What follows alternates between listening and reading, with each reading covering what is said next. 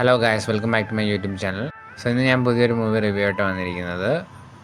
The name of the movie is Do Patti, a Bollywood film streaming on Netflix, starring Kriti Sanon and Kajol.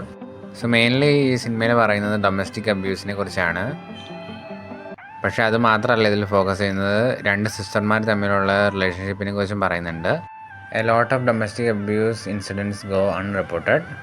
പിന്നെ double role ചെയ്യുന്ന Kriti സാനൺ first time ചെയ്യുന്നത് വളരെ അടിപൊളിയായിട്ട് നന്നായിട്ട് ചെയ്തിട്ടുണ്ട്.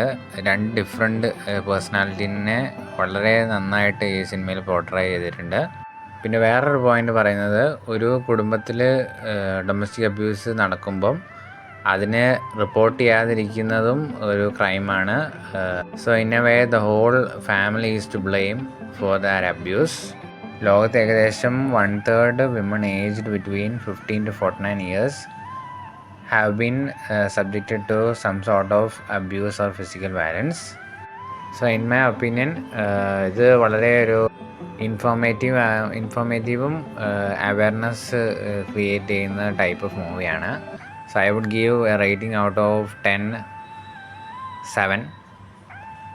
സോ അടുത്തൊരു വീഡിയോ ആയിട്ട് വരുന്നവരേക്കും ബൈ.